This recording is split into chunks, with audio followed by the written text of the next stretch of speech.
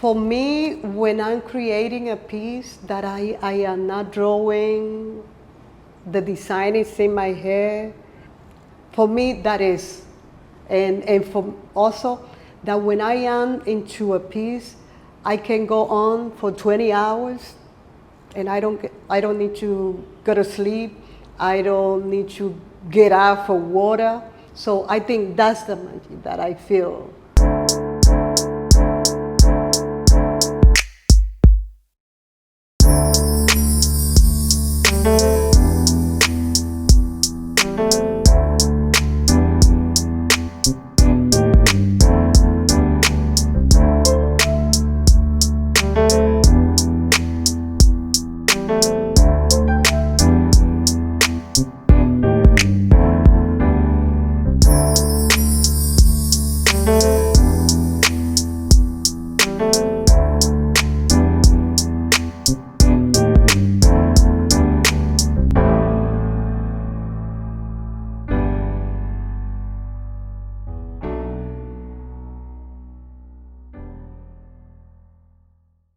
Welcome back to On the Road with the Foxworth Theory.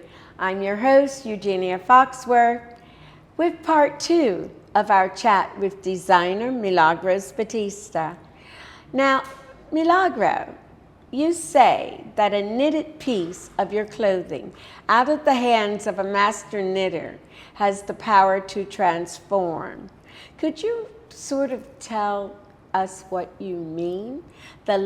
When you say the life of a person is transformed and reveals the deepest beauty of a person, share an example based on one of your clients. Yeah, I can share a couple of experience. I had a person coming to buy a gift for her mother-in-law, who was, I think, one of my older person. And she came back letting me know that as soon as she brought the gift, it was something that the in-law said, oh my God, at my age, I would never think that I would look so good with this piece. The other woman, and this happened twice, has said to me that this piece made her or shaped her body in the way that she had never seen. And this was that, it's funny, that she was able to see her back and her behind.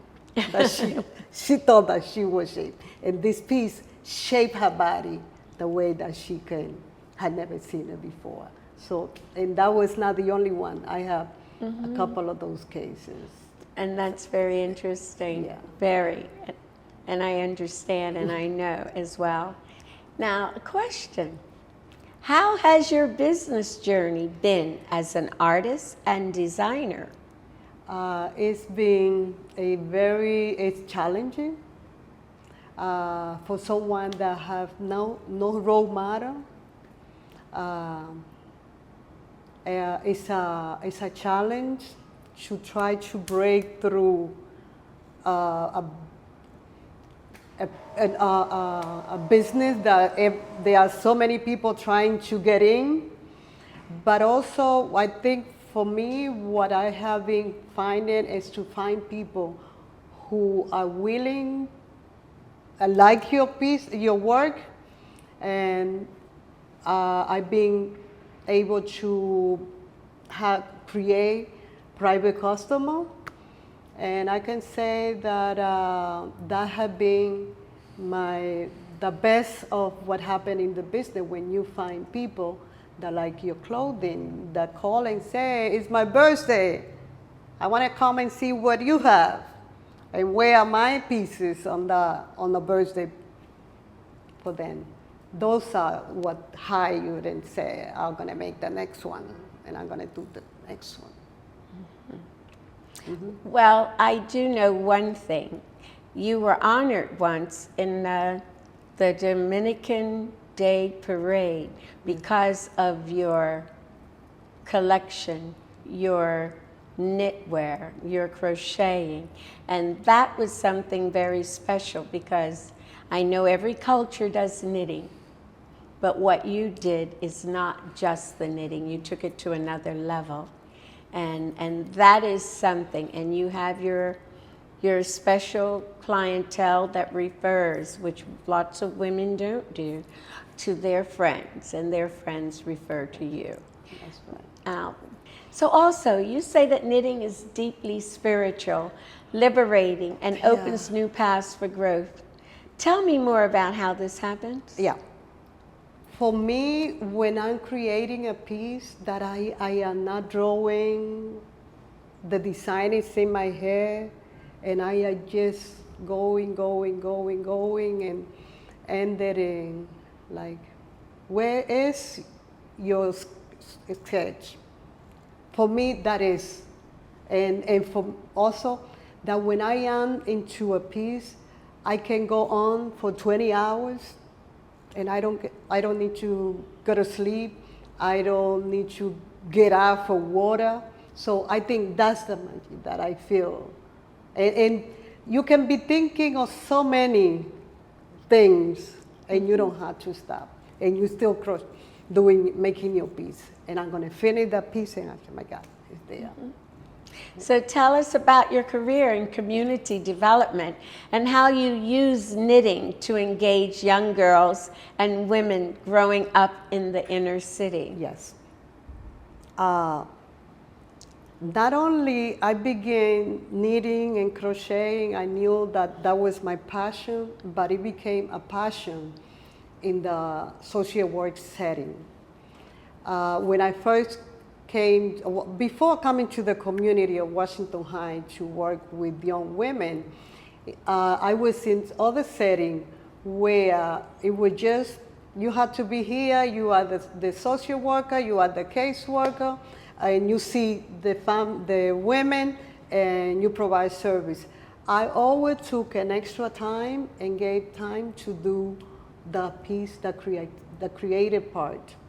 And when I think about my first at the agency that I participated in, it was talking to young women, but it was difficult to get them to concentrate. And I said, why don't we bring needle and yarns, have them do something with their hand while they're talking.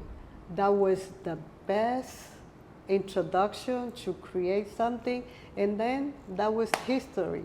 All of my work for years were creating and arts and craft and creating something and have people talk. Now, so where are some of the girls and women today? Okay, right now, when I find young women saying, Milagro, remember my first class of knitting, I have a couple of young women, who are now teaching to young women. And when people call me, and I have no time to come and do the teaching, but I have young women. I can say, I can recommend you who would be who are the young women teaching classes. So I have those women. That's it's not beautiful. over. I'm not in the community teaching, but they are young women teaching in the community. And that's most important. That is so important, especially today. So you design knitted pieces of clothing for women on the path of freedom. Share a story about one of your most powerful designs. Okay, I have a design which is, see, this is square. I made a star. It's a pattern that is a star. And the pattern I do long skirt, short skirt, mini skirt, and top. Then I make a big piece or another pullover, which is a wrap. I call it the spider. When a woman put on the long skirts with that, and I think it's part of the piece that I send, that I want people to see how elegant, how powerful a person with a crochet long skirt with this strap all over. You look like, yes, I'm here. It's a statement piece. It's a statement piece. So it's our statement. I am a strong woman. I am bold. I am artistic. All of that is what I like to present when people wear my clothing. And you do. Now, share the name of a person who you have dreamed about wearing one of your designs. Okay. I don't think I dream. I can say someone. I had a small space I can think of two. One is a model like Diane Forrest. I dress her, and she looked beautiful. But another piece that is always in my mind, and I think I never share that with anyone, but I had someone buying a piece for Yoko Ono. That moment, I think, and I must tell you that you forget that this happened. Like this person said, back in the day when Yoko was very depressed, that's what he said, and he wanted to lift her. And he went around to look for a gift, and he found this boutique, and he said, Yoko will get up if I send her this. And you forget about these things. So the person who reminded me recently, it was the delivery man. I had to send this gift through a delivery, and the young man told me how was that experience of him delivering this gift to Yoko Ono. And he said, I'm going to see her, I'm going to give it to her. And he said, no, I was so, the security guard let me take it to her. I said, oh my God. So those are stories that you go through, you forget, and you have other people reminding you this. Yes. And thank you for sharing your stories with us and letting ladies know that you can wear knits of all sizes. I want to thank Milagros Batista for joining us today as we're on the road with the Foxworth Theory, which airs every Tuesday and Thursday at 9 p.m. I am Eugenia Foxworth. Thank you for watching. Hi, this is Eugenia Foxworth. Thank you so much for tuning into the Foxworth Theory. We are celebrating going into our third season. Can you believe that? We are opening our doors to sponsorships for the Foxworth Theory. For more information, go to thefoxworththeory.com or email us at pr@thefoxworththeory.com. Thank you.